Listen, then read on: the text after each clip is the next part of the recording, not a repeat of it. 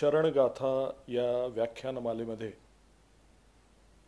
बहुरूपी चौडय्या या शरणाविषयी आपल्याशी मी प्राध्यापक डॉक्टर संजय लकडे संवाद साधण्याचा प्रयत्न करणार आहे.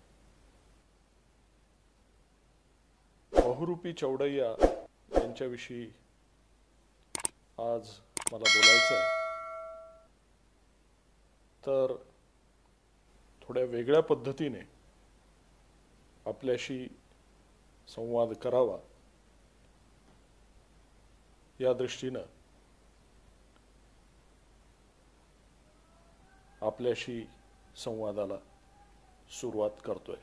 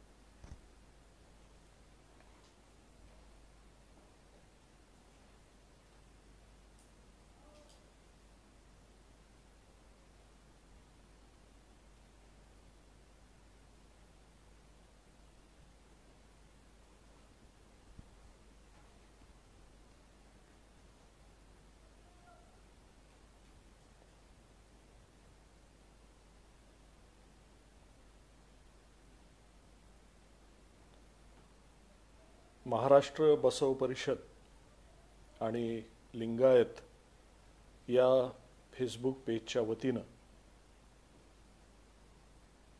शरणगाथा ही व्याख्यानमाला गेल्या काही दिवसापासून फेसबुकवर सुरू आहे आणि या फेसबुक लाईव्हचा हा माझा पहिला अनुभव आहे आणि त्या दृष्टीनं या व्याख्यानमालेमध्ये बहुरूपी चौडय्या यांच्याविषयी आपल्याशी संवाद आज आपण सुरू करतोय. तेव्हा फेसबुकवर लाईव्ह असलेल्या सर्व शरण मित्रांचे, शरण बांधवांचे मी या व्याख्यानमालेमध्ये हार्दिक असं स्वागत करतो आणि माझ्या विवेचनाला सुरुवात करतो. मित्रो, तुम्हाला आधीच सांगितल्याप्रमाणे आजचं हे व्याख्यान पारंपरिक अशा पद्धतीचं व्याख्यान नसणार आहे. त्यामुळं आजच्या या व्याख्यानाचं स्वरूप मी थोडंसं जाणीवपूर्वक वेगळं ठेवण्याचा प्रयत्न करतोय आणि कारण बहुरूपी चौडय्यांवर बोलायचं आहे, नटश्रेष्ठ बहुरूपी चौडय्यांवर बोलायचं आहे आणि नाटकाचा एक विद्यार्थी म्हणून, नाटकाचा एक अभ्यासक म्हणून बहुरूपी चौडय्यांचं जीवन आपल्यासमोर मांडण्याचा हा माझा अल्पसा प्रयत्न आहे. तर आपण आजच्या या व्याख्यानाला सुरुवात करतो आहोत. शरणू शरणार्थी.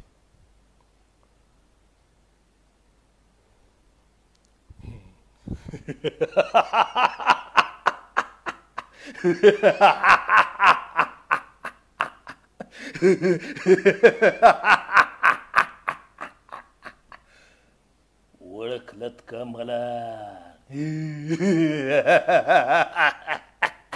नसल ओळखलं.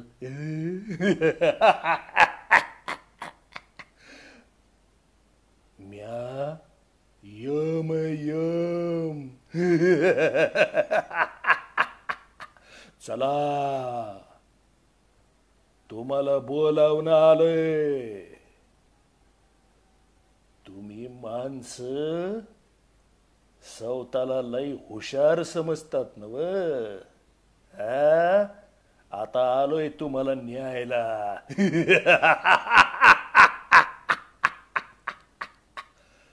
माग लय वर्षापूर्वी या पृथ्वीवर माणसं लय मस्तीत आले होते. तेव्हा म्या प्लेग सेना पाठवली होती. आणि आता आणली माझ्या नव्या दमाची करोना सेना.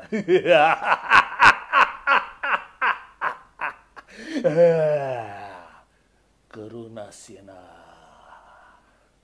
पटापट मरत्यात माणसं. लय मस्ती करीत होते नव्हे.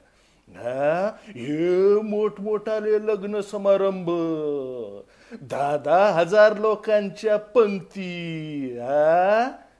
आणि आता कसं झालं, 50 लोकात लग्न लावावं लागतं. कधी कधी तर नवरा नवरी आन लग्न लावणारा तिघच लग्न.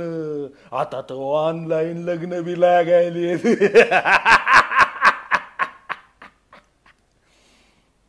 हे नेते तुमचे लई मोठमोठ्या सभा, लई गर्दी जमवीत होते.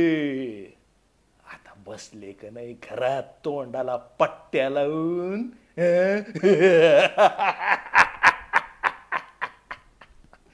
अरे माझी नवी कोरोना सेना लय खतरनाक आहे.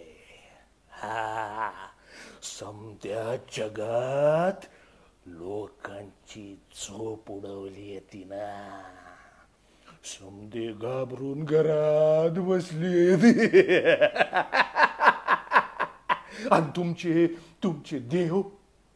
देव ते बी घाबरून आले का नाही स्वर्गात पळून. कोणी बी काम येईना. देव करायलेत. येत का आता कोणी कामाला. माझी कोरोना सेना. अरे तुमच्यातलं कोणी माझ्या दारात येत ना, तवा त्याचे जवळचे नातलग बी सोडायला येईनात आता.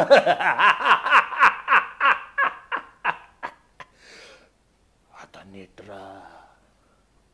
नीट राहा आता. गर्दीत जाऊ नका. आपले हात साबणानं स्वच्छ धुवा. आन तोंड बंद ठेवा पट्टी लावून. लईच आरबळू लागले होते. लईच बोलत होते टपर टपर टपर टपर. अरे जरा माणसासारखं वागा. माणूस आहेत ना तुम्ही, माणसासारखं वागा. जरा नीट राहावा. जाईल ही वेळ बी निघून जाईल. पर तुम्ही माणसासारखं वागलं पाहिजे, माणसासारखं राहिलं पाहिजे. अरे गरीबाला आधार द्या. लेकी बाळींना आधार द्या, त्यांना मान द्या. चालले बोंबलं तिकडं. लई अत्याचार वाढलेत. सेना समध्या जगाला हादरवून टाकू लागली.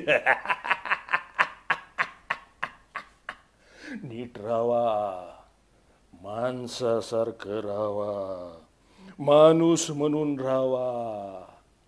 अरे सगळ्या धर्मांनी सांगितलं ना, माणसासारखं राहावा.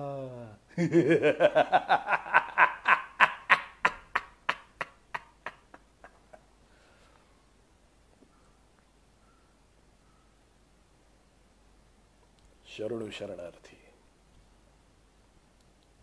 मी प्राध्यापक डॉक्टर संजय लकडे. थोडा वेळासाठी बहुरूप्याच्या भूमिकेत गेलो होतो. बहुरूप्याची भूमिका वेगवेगळी सोंग आणण्याची भूमिका आहे आणि या वेगवेगळ्या सोंगांमधून समाजाचं प्रबोधन करणं, समाजाला सदाचार नीती सांगणं हे आमचं बहुरूप्याचं काम आहे. तेव्हा आजच्या विवेचनाला, आजच्या चर्चेला सुरुवात करूया. नाट्यधर्मी शरण बहुरूपी चौडय्या. नाट्यधर्मी शरण बहुरूपी चौडय्या यांच्या वचनांचा, यांच्या लेखनाचा, यांच्या जगण्याचा अभ्यास आज समजावून घेण्याचा आपण सगळेजण प्रयत्न करूया. मीच माझा गुरु झालो, मीच माझे लिंग झालो. मीच माझा गुरु झालो, मीच माझे लिंग झालो. मीच माझा जंगम झालो, मीच माझा प्रसाद झालो. मीच माझा जंगम झालो, मीच माझा प्रसाद झालो. मीच माझा भक्त झालो.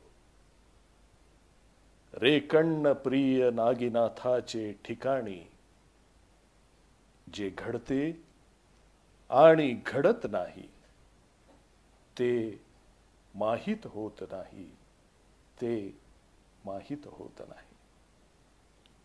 शरणू शरणार्थी. मी बहुरूपी चौडय्या. ओळखलं ना मला? तुमच्या चेहऱ्यावर हसू फुलवण्याचं काम आणि तेच कायक करतोय मी. तुमच्या मनावरचा ताण हलका करण्यासाठी विविध रूप घेऊन नाचत गात वचन म्हणत समोर येतो आणि तुम्ही हसलात की भरून पावतो. आता असं बघा, माझ्या काही प्रश्नांची उत्तरं द्या. तोंडातली चव थुंकली की परत गिळता येते का? तोंडातली चव थुंकली तर परत गिळता येते का? डोळ्यातलं रूप वेगळं करून बघता येतं का? हातातली वस्तू टाकून पुन्हा घेता येते का? आणि आपल्यातलं परमतत्व आणि आपल्यात असलेलं परमतत्व वेगळं करून शोधता येईल का? रेकण्ण प्रिय नागीनाथा, हे जग टिकलंय ते बसवण्णामुळे. हे जग टिकलंय ते बसवण्णामुळे. हे बघा, असं असतंय. आमच्या बहुरूप्याचं काम हे असंच. माझी ओळखच करून द्या विसरलो की मी. आता तुमच्याशी गप्पा मारू लागलो आणि विसरलो समजा. तर माझं गाव कर्नाटकातलं रेकळगी. वडिलांचं नाव जनसेव्य आणि आईचं नाव धर्मरती. म्हणजे असं बघा, आईचा धर्म आणि वडिलांची जनसेवा दोघेही माझ्या रक्तातच आलंय बघा. आणि शिवाचं ध्यानच लागलं बघा बालपणापासून. आमच्या गावात नागीनाथाचं मंदिर होतं, तेच ध्यान लागलंय बघा बालपणातून. शिवाचं नाव घेत घेत गावभर हिंडायचो, नाचायचो, गाणं म्हणायचो. आणि मग काय, नाचणंच झालंय जीवनभर बघा. अगदी शिवाचं तांडव नृत्य वाटल असंच नाचायला लागलो. पण आमचा समाज नाच गाणं करणाऱ्याला कोणी मान देतं का हो? कोणी विचारतं त्याला? समधे विचारतात, काय करतो तुमचा लेकरू? आणि आपण म्हणलं ते नाच गाणं करतंय, ते म्हणते हॅ. पर हारलो नाही आपण. त्या रामदेव राजाच्या दरबारातला अच्युत नावाचा एक गडी होता बघा. त्या नर्तकानं लावली ना शर्यत. म्हणला बघूया नाचताना कोण लवकर थकतंय ते. आता त्या अच्युतला, जो दरबारातला माणूस, त्याला लई मोठी पदवी होती बघा. गानइद्या गजेंद्र सिंग.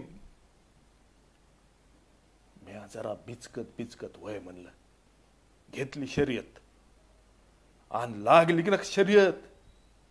राजा समोरच सुरू झालं नाचणं. बघायला हे तोबा गर्दी.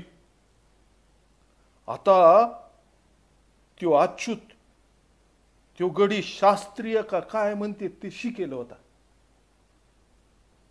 आणि आपलं काय, लहानपणापासून याचं बघ, त्याचं बघ, त्याचं ऐक, याचं ऐक, असं करत करत शिकलेलो आहे आपण. पण लय तयार होता बरं का तो अच्युत. एकदम जबरदस्त गडी.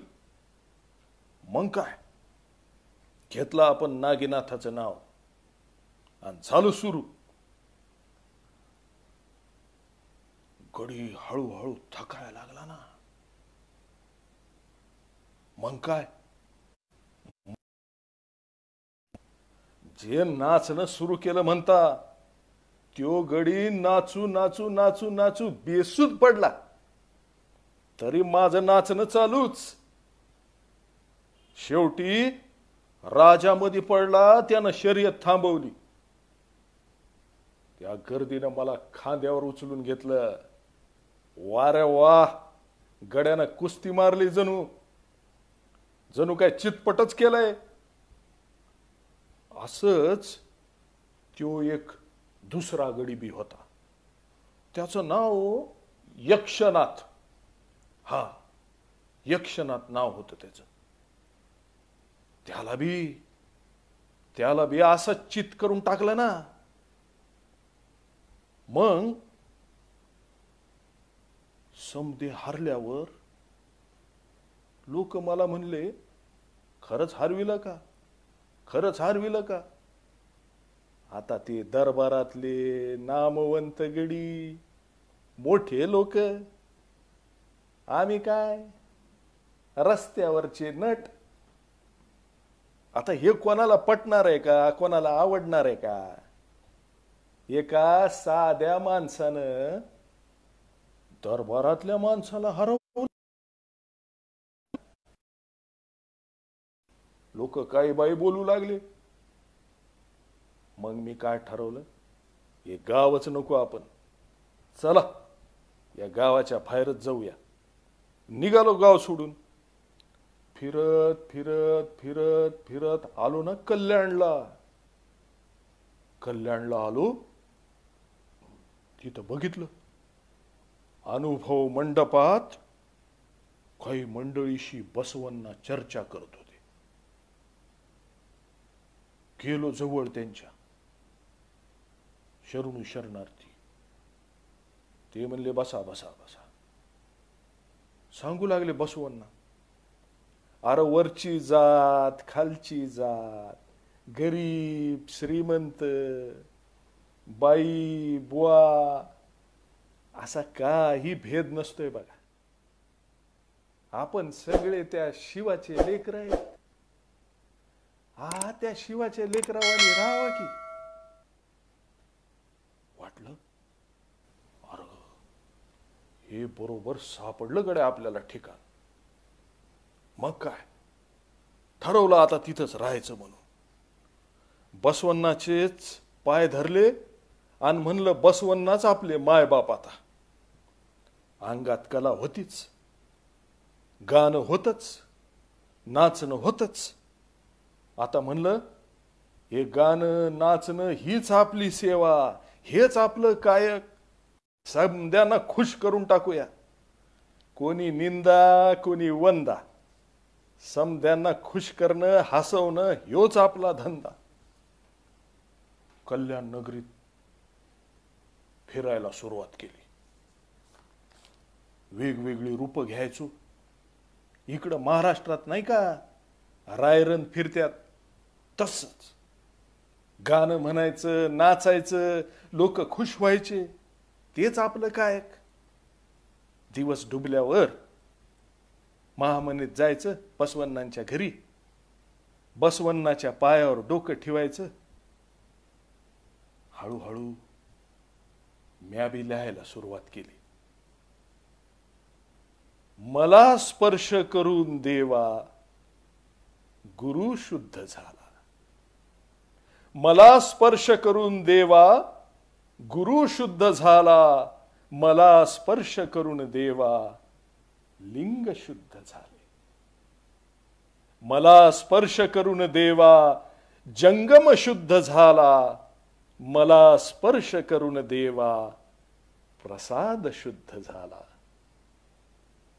हे चतुर्विध मला स्पर्शून शुद्ध झाले पहा रेकण्ण प्रिय नागीनाथा. कल्याणमध्ये राहता राहता मी बी पार बदलून गेलो बघा. नवे नवे दोस्त झाले. कलकेतय्या त्यो समद्यांना हसवणारा मारीतंदे. आम्ही सगळे कल्याणमध्ये एकत्रच फिरायचो. लोकांना हसायचो, वचन म्हणायचो. बसवण्णा होतेच. आई गंगांबिका, माय नीलांबिका यांचा डोक्यावर हात होता. कल्याण नगरी जणू काही कैलास अवतरल्यावानी झाली होती. अनुभव मंडपात सगळी शरण मंडळी दिवसभराचं कायक करून सांच्याला यायची आणि आपल्या अनुभवात जे काय आलंय ते लिहून काढायची. त्याच्यावर चर्चा व्हायची. या समद्यांचे अध्यक्ष होते अल्लम प्रभू.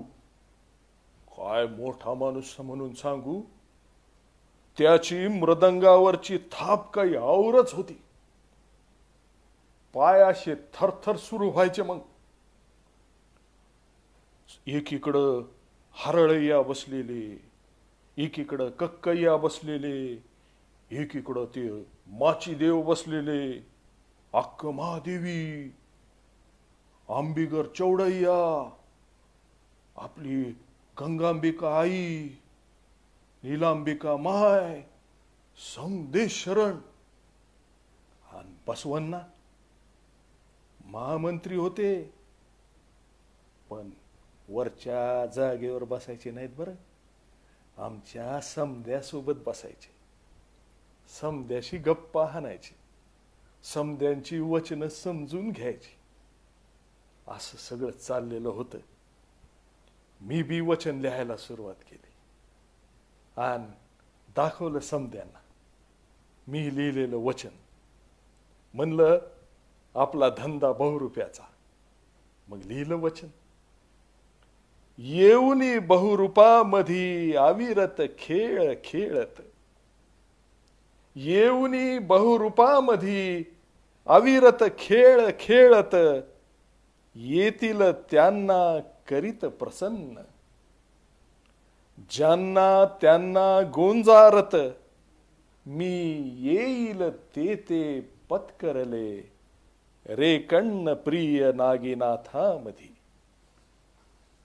अशा रीतीनं समद व्यवस्थित चाललेलं. एकदा मोठी गंमत झाली बघा. दासो करायची जबाबदारी माझ्यावर आली. आता आपण फाटके माणसं, आपल्याकडे कुठं असणार आहे तेवढे पैसे. गेलो एका सावकाराकडं. सावकार म्हणला, हुशार होता बरं का. सावकार म्हणला, काय गहाण ठेवणार? आपल्याकडे काय असणार? मी म्हणलं, बाबा मी सोंग आणणार आहे, सोंगाड्या आहे. काही गहाण ठेवण्यासारखं माझ्याकडे काय बी नाही. माझ्या गाणं नाचणं याच्याशिवाय माझ्याकडे काय असणार आहे? सावकार मोठा चतुर होता बरं का, लय हुशार. त्यो म्हणला, त्यो तुम्ही आवडीनं म्हणता ना, त्यो राग रामक्रिया, त्यो ठेवा की गहाण. काय करा बाबा, उलघाल व्हायला लागली. लय जीवापाड म्हणलेलं ते गाणं रामक्रिया रागात. म्हणलं चला, राग ठेवला गहाण तुझ्याकडे. आणि घेतले पैसे, दासो परसाद केला. पुढं त्यो राग सोडून आणला, त्याची गोष्ट वेगळी म्हणा. शरणानं कशाचा बी साठा करू नये असं तत्वच होतं त्या काळात. कल्याण नगराचं नाव असं वेगळ्या समध्या जगात झालं की. पर काही होते ना वरच्या जातीचे कान फुके, त्यांनी कान फुकायला सुरुवात केली.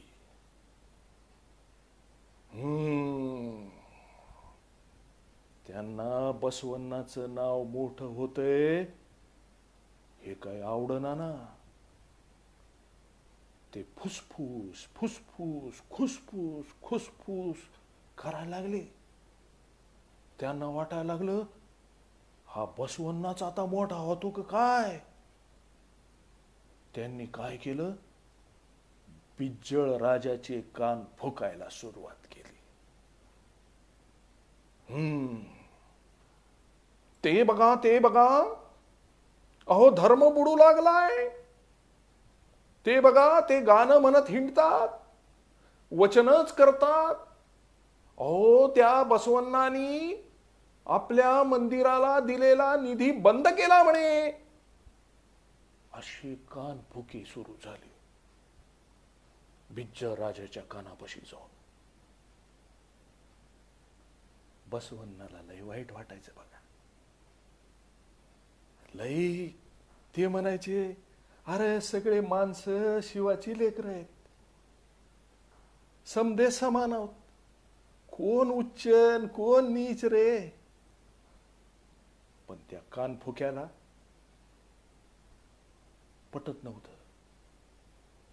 त्यांनी बिज्जळाबरोबर, बिज्जळाचं पोरग होतं सोवीदेव नावाचं, त्याची बी कान फुकायला सुरुवात केली. ते म्हणाले, अरे हा बसवण्णा आपला धर्म भ्रष्ट करतोय, त्याला आता महामंत्री पदावरून सोडायला सांगा, खुर्ची खाली करायला लावा. हे गेलं ना बसवण्णाच्या कानावर. बसवण्णा म्हणाले, मी या राज्याचा एक पैसाही या शरणांसाठी खर्च केलेला नाहीये. तुम्हाला जर वाटत असेल तर हा घ्या माझा राजीनामा. आज देतय का कुणी राजीनामा? समधी मरमर खुर्चीसाठी चालली आहे बघा, खुर्चीवर चिपकून बसायसाठी. हाय का नाही? पण बसवण्णांनी फेकला राजीनामा आणि निघाले बाहेर. मग या कानफुक्याचं फावलं ना, त्यांनी अजून अजून कान भरायला सुरुवात केली. सोवीदेवाचे कान भरले, बिज्जळ राजाचे कान भरले, आणि त्या समद्यानी सुरू केलं ना हल्ला. आमची शरणाची वचन जिथं ठेवलेली होती त्या अनुभव मंडपालाच आग लावून टाकली या कानफुक्यामुळं. कल्याण नगरीत आमच्या सगळ्या शरण मित्रांची हत्या करायला सुरुवात केली. जी कल्याण नगरी हसत होती, गात होती, तिथं रक्ताचा पूर सांडू लागला.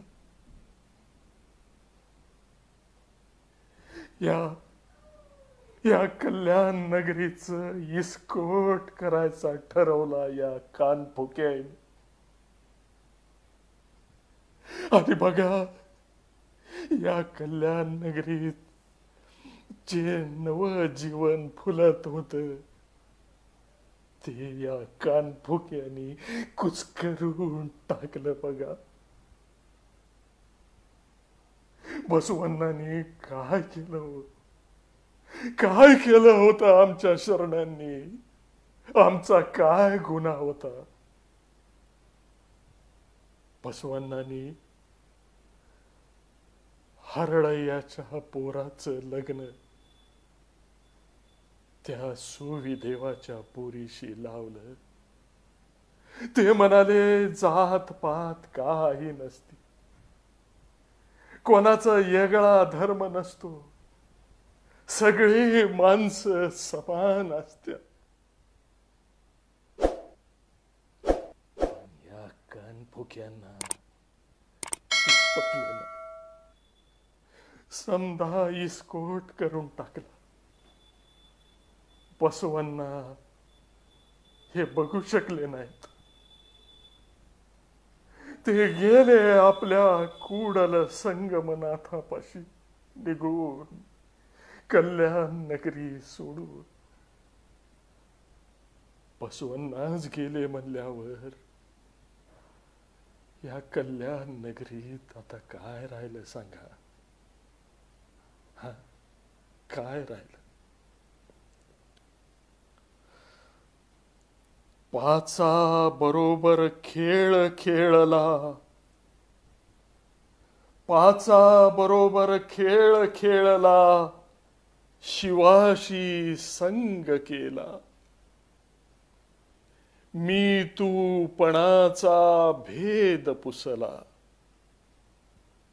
अविनाशी रूपाशी एक झालो.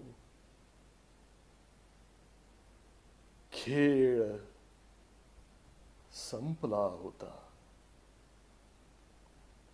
नजर मिटली होती. खेळ संपला होता, नजर मिटली होती. रे कण्ण प्रिय नागिनाथा, रे कण्ण प्रिय नागिनाथा. अशा पद्धतीनं कल्याण नगरीत एक आगळं वेगळं जग सुरू झालं होतं. संपलं सगळं, संपलं सगळं. मित्रो, थोडा वेळासाठी मी बहुरूपी चौडे यांच्या भूमिकेत गेलो होतो. नटश्रेष्ठ शरण बहुरूपी चौडय्या त्यांच्या रूपात जाऊन माझी कहाणी तुम्हाला सांगावी, एक वेगळा प्रयोग करावा असं वाटलं आणि तुमच्याशी हा मी संवाद साधण्याचा प्रयत्न केला. कल्याण क्रांतीमध्ये महत्त्वाचा सहभाग घेणारे आणि तिथं त्या काळात घडणाऱ्या घटनांचे साक्षीदार म्हणून असणारे शरण बहुरूपी चौडय्या यांना आजच्या काळामध्ये पुन्हा जिवंत केलंय एच.एस. शिवप्रकाश यांच्या महाचैत्र या अत्यंत गाजलेल्या नाटकात. या नाटकामध्ये 3 सूत्रधार आहेत. बहुरूपी चौडय्या, विनोदवीर नगेय मारितंदे आणि कलकेतय्या. या नाटकाची सुरुवातच या तिघांच्या वचनानं होते आणि शेवट देखील या तिघांच्या वचनानंच होतो. दुर्दैवानं तुमच्या माझ्या सगळ्यांच्याच या नाटकावर बंदी आलेली आहे. असो, तो भाग वेगळा. बहुरूपी चौडय्यांची आज फक्त 66 वचनं उपलब्ध आहेत. यांनी खूप लिहिलं असणार आहे, पण ती काळाच्या ओघात नष्ट झाली. या वचनात बसवण्णाविषयी अपार श्रद्धा दिसून येते. त्याचप्रमाणे विविध रूपात वावरून देखील त्यांची लिंगनिष्ठा कमी होत नाही, उलट उत्तरोत्तर ती वाढतच जाते. एका वचनात ते म्हणतात, कापसाचा धागा चरख्यात नसतो, कापसाचा धागा चरख्यात नसतो, धागा कोळ्याच्या हृदयात असतो. लिंग भक्तांच्या भावात असते, रेकण्ण प्रिय नागीनाथाच्या शरणांच्या मनाचा शेवटचा कोपरा उचलून पाहिला तर तिथे लिंगांचे घोसच दिसतील, तिथे लिंगाचे घोसच दिसतील. शरण बहुरूपी चौडय्यांचं कायक म्हणजे विविध रूपं घेऊन लोकांचं मनोरंजन करणं, त्यांना शरणांची वचनं सांगणं, शिवगीतांचं गायन करणं आणि नृत्य करून आपली उपजीविका पार पाडणं हे होतं. मराठी विश्वकोशामध्ये जर अभ्यास केला तर बहुरूपी म्हणजे वेषांतर करून लोकांच्या मनोरंजनासाठी निरनिराळी सोंग धारण करणारा व्यक्ती होय. या जमातीचे लोक संपूर्ण देशभर भारतात आढळून येतात. राजस्थान, पश्चिम बंगाल, मध्य प्रदेश, महाराष्ट्र या अनेक राज्यात ही मंडळी आढळून येते. बहुरूप्यांची स्वतंत्र जाती संस्था नाहीये, पण काही जाती धर्माची ओळख मुद्दाम त्यांना चिकटवली जाते. देशाच्या उत्तर पूर्वेतले काही बहुरूपी तर पूर्णतः मुस्लिम आहेत. बहु हा शब्द संस्कृत भाषेतून आलेला आहे. बहु म्हणजे अनेक आणि रूप म्हणजे ठराविक भूमिकेचं दृश्य स्वरूप. महाराष्ट्रामध्ये पश्चिम महाराष्ट्र व आणि मराठवाड्यात या बहुरूपींना राईंदर असं म्हणतात, तर पूर्व विदर्भात त्यांना भिंगी कलावंत असं म्हणतात. यांचं कामच आहे गावोगावी फिरून देवादिकांचे पुराण पात्रांचे सोंग घेऊन संगीत, नृत्य, अभिनय या कलेद्वारे कथा सांगणे, भजन कीर्तन करणे, छोटे छोटे नाट्यप्रसंग घराच्या अंगणात, चौकात, मंदिरासमोर सादर करणे. यातून सदाचार आणि नीतीचा समाजामध्ये प्रसार करणे आणि लोक देतील ती भिक्षा स्वीकारणे, हाच यांचा परंपरागत व्यवसाय आहे. अस्वल, कधी रेडा, कधी यमराज, साधू, संन्यासी, फकीर, पोलीस, व्यापारी, अधिकारी, लुळे पांगळे, जख्ख म्हातारे हे सगळी सोंग ते बहुरूपी मंडळी करत असतात. तसंच पक्ष्यांचे आणि प्राण्यांचे हुबेहूब आवाज ही मंडळी काढत असतात. पण आजच्या स्थितीमध्ये या आपल्या लोककलावंतांची परिस्थिती अत्यंत विदारक झालेली आहे. जागतिकीकरणाच्या, खाजगीकरणाच्या, उदारीकरणाच्या रेट्यामुळं या कला हळूहळू संपण्याच्या मार्गावर आहेत. तर सध्या कोरोना साथीच्या फैलावामुळं हे सगळी कलावंत मंडळी देशोधडीला लागलेली आहेत. आमच्या आजच्या समाज जीवनात कला आणि कलावंत यांना आम्ही दुय्यमच स्थान दिलेलं आहे. अरे नाटक काय पोट भरायचा धंदा आहे का, असं घरोघर पालक आपल्या लेकरांना सांगत असतात. अशीच शिकवण आमच्या समाजात दिली जाते. मग या कला टिकणार कशा, या कला जिवंत राहणार कशा, ही तुमची, माझी, आपल्या सगळ्यांची जबाबदारी आहे. शेवटचं वचन बहुरूपी चौडे यांचं तुमच्यापुढे सांगतो.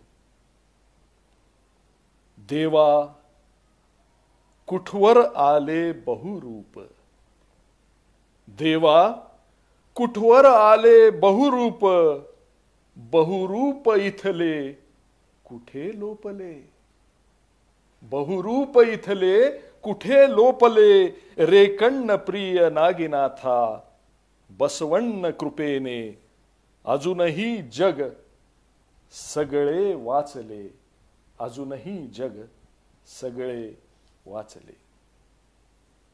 शरणू शरणार्थी, विशेष आभार तुमच्या सगळ्यांचे मानायचेत. भालकी मठाचे डॉक्टर बसवलिंग पट्टदेवरू अप्पाजी, राजू जुबरे आणि सगळी कार्यकर्ती मंडळी यांच्या प्रयत्नानं हे कन्नड भाषेतला हे जो अनमोल खजिना आहे हा तुमच्या आमच्यासारख्या मराठी भाषिकांसाठी आज उपलब्ध झालेला आहे. नाहीतर आम्हाला बहुरूपी चौडैया माहीत नव्हते, अंबिगर चौडैया माहीत नव्हते. पण त्यांनी प्रयत्न केला, ती वचनं शोधली, त्याचं मराठी भाषांतर केलं, त्याची छोटी छोटी पुस्तकं केली आणि तुमच्या आमच्या समोर, तुमच्या आमच्यापाशी ती आज उपलब्ध करून दिली. त्याचप्रमाणे महाराष्ट्र बसव परिषदेचे कार्यकर्ते, मग ते अभिषेक देशमाने, राजू वांजोळे, गणेश वैद्य, या सगळ्यांनी प्रयत्न करून ही व्याख्यानमाला चालू केली. त्यांचेही विशेष आभार. आणि या आजच्या चर्चेसाठी मी जी काही वेगवेगळी पुस्तकं वापरली त्या पुस्तकांविषयी तुम्हाला सांगणं हे देखील माझं कर्तव्य समजतो. शरण जीवन दर्शन राजू जुबरेंनी भाग 2 लिहिलेलं पुस्तक, यामध्ये बहुरूपी चौडे यांची माहिती आहे, त्यावरून मी बराचसा भाग घेतलेला आहे. त्यानंतर काही वचनांचा अनुवाद वीरशैव वचनामृत या पुस्तकामध्ये, या वचनांचा अनुवाद डॉक्टर विजया तेलन यांनी केलेला आहे आणि साहित्य अकादमीने ते पुस्तक काढलेलं आहे. या पुस्तकाचा देखील मी आभारी आहे. आणि सगळ्यात महत्त्वाचं, बहुरूपी चौडे यांची ओळख मला ज्यांच्यामुळे झाली ते एच एस शिवप्रकाश, कन्नड साहित्यिक, नाटककार. त्यांचं महाचैत्र नावाचं नाटक, त्या नाटकामुळे बहुरूपी चौडैया थोडाफार मला समजून घेता आला. त्यांचेही आभार. आणि बेंगलोरच्या वचन अकादमीनं, बेंगलोरच्या बसवण्णाच्या संदर्भात काम करणाऱ्या अकादमीनं वचन नावाचं एक मोठं पुस्तक काढलेलं आहे. त्यामध्ये सगळ्या शरणांची वचनं आहे. अनेक भाषांमध्ये त्याचा अनुवाद झालेला आहे. त्या अनुवादामुळं आम्हाला हे सगळे शरण समजू लागले, शरण कळू लागले. तेव्हा या सगळ्या संदर्भाचा उपयोग केला आणि आपल्यापर्यंत जे काय मला थोडंसं ज्ञान आलं आणि जे काय मी नाटक माझ्या बालपणापासून शिकलो, मी देखील काही नाट्यशास्त्राचा विद्यार्थी नाही आहे, नाट्यशास्त्र रूढ अर्थानं शिकलेलो नाही आहे. बहुरूपी चौडैया मला जवळचे यासाठी आहे की मी देखील बघत बघत ऐकत ऐकत असंच नाटक शिकलेलो आहे. तेव्हा पुन्हा एकदा आपल्या सर्वांचे आभार मानतो आणि मला ही संधी दिली, मला सहन केलं, माझं ऐकून घेतलं, त्याबद्दल पुन्हा एकदा सगळ्यांचे आभार. शरणू शरणार्थी, शरणू शरणार्थी.